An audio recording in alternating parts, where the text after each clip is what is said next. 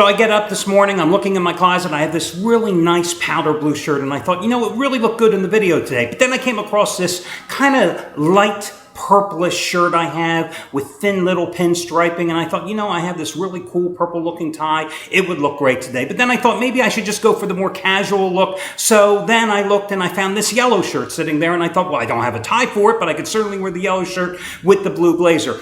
And then suddenly it dawned on me, Jesus Christ, Al, what's wrong with you? You're acting like DeAndre Jordan.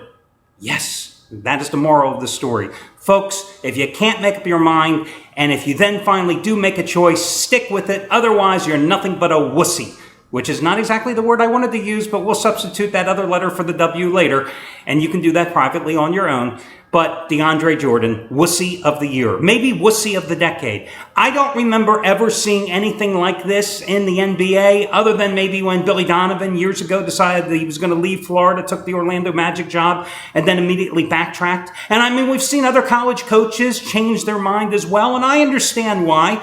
But DeAndre Jordan, you decimate a Dallas Mavericks franchise, you disappoint the entire Dallas community, and then you show that you have no moral compass, no inside guidance. You can't even make up your own mind.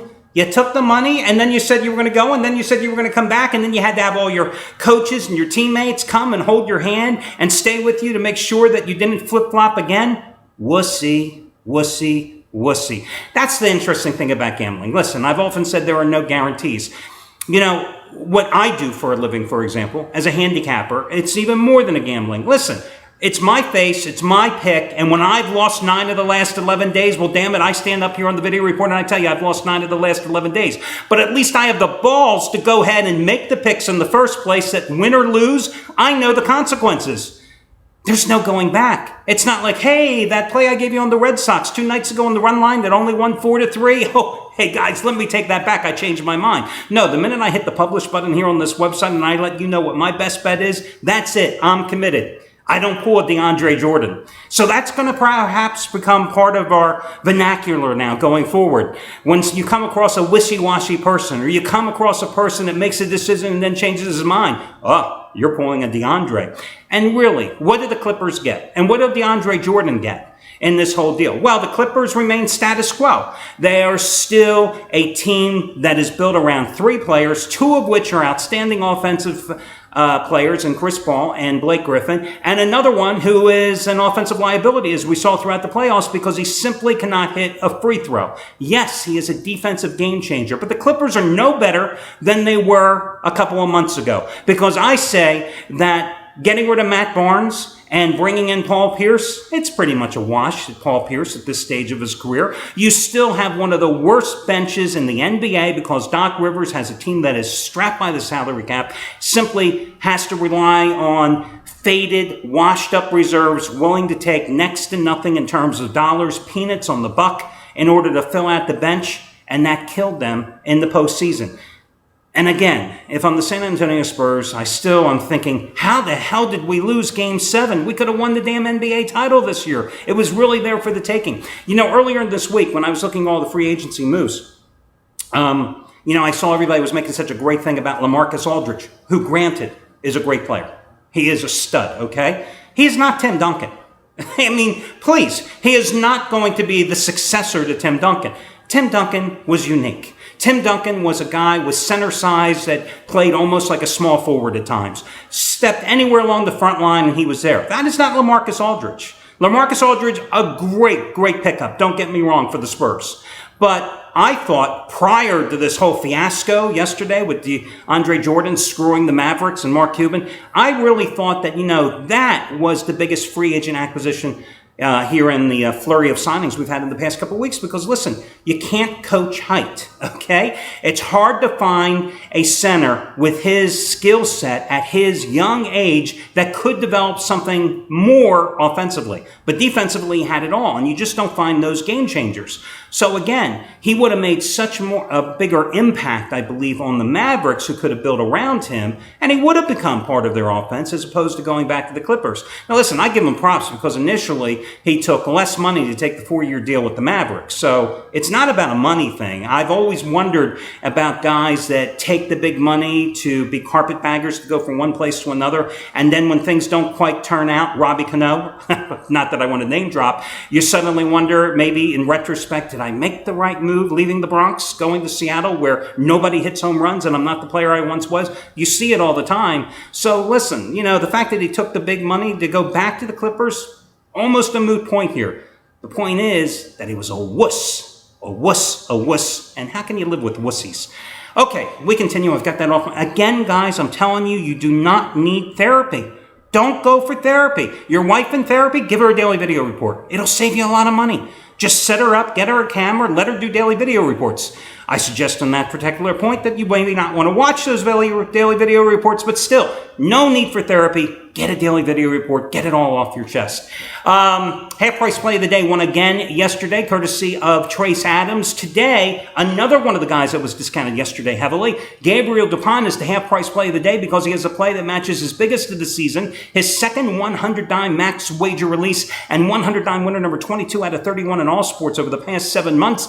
His American League underdog game of the year, and it's the half price play of the day simply by using coupon code UNDERDOG. UNDERGO. D-O-G. I almost forgot how to spell underdog. I was thinking that horrible cartoon. Remember as a kid, it was Wally Cox, I think, doing the voiceover for Underdog. UNDERDOG, all together, Underdog. That's going to be your half price play of the day coupon. Listen, this play is bigger than the 80 dime winners that you got discounted the past 2 days from him. The Twins over Baltimore yesterday, which you got for $33. The half price winner with Kansas City over Tampa Bay 2 nights ago. 100 dime winner number 22 out of 31. And the numbers for Gabriel Dupont. The numbers that mean the most are these. First of all, in baseball this season, $10 bettors have won over $8,000. Over the past 77 days, 11 weeks, $10 bettors have won over $11,000. This year in all sports alone, up over 17,000. Going back to Thanksgiving, up over 23,900. And with 50 dime max wager plays or higher since his debut at this site in February of 2014, they've won over $32,000. So that's why he's the half price play of the day. Trace Adams, FYI, who yesterday was the half price play of the day winner and won with the Yankees over the A's. That was another 1,500 star raise the block. I don't know where I got that from. Raise the bar winner. Well, he's got another one today, number 6 out of 7 on the Cardinals and Pirates. You save $66 as Trace goes for winning day number 16 out of 19. A stretch in which $1 bettors have won over $19,000.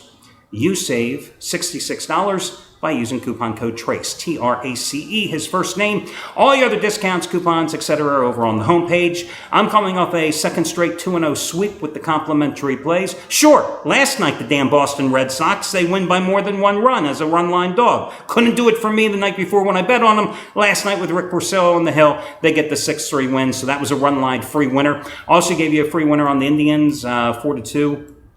Over the Houston Astros. I'm going to come right back with the Indians again today as a complimentary play. They're going with the rookie Cody Anderson. Oh, he's been kind of effective in his first 3 major league starts, working 23 2/3 innings and recording a 0.76 earned run average, allowing just 14 hits and 1 walk in those 23-plus frames. He's worked, in fact, over 7 2/3 innings in each of his first 3 starts. He's coming off a 6-hit complete game effort and a 1-0 loss to Pittsburgh on Saturday. He is opposing Brett Oberholzer, who over the past 2 years has made 7 trips between the minor leagues and the majors. And that's not counting rehab starts. 7 trips back and forth. They must have like a one-way shuttle between Houston and Fresno where their AAA team is located.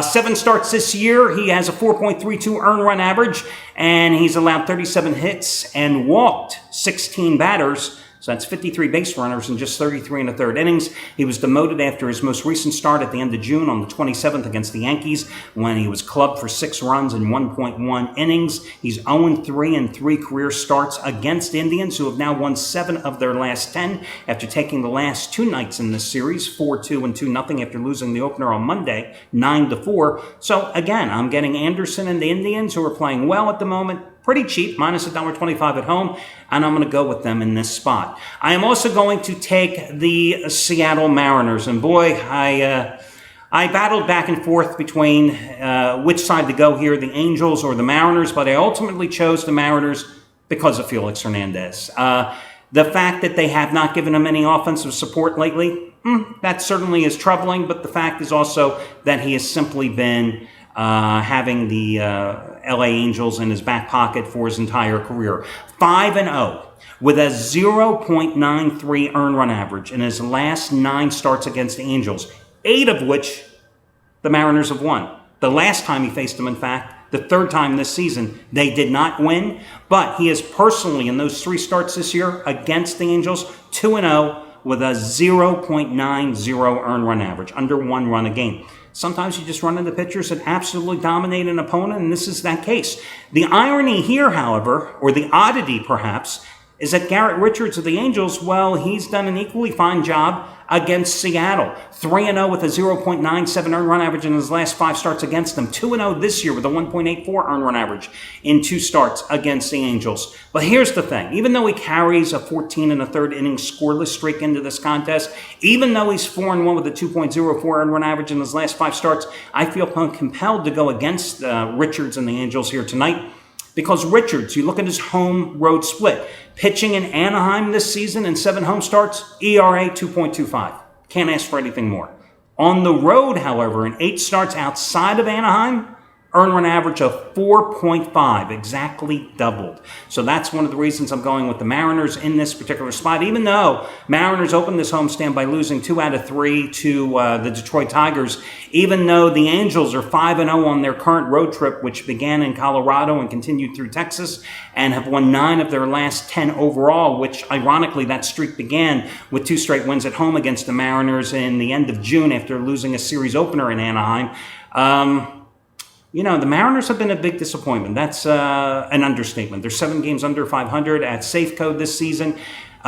Quick, in case you happen to be on Jeopardy, and the question and answer thing is which team is going to be currently the lowest in terms of average with runners in scoring position in the major leagues?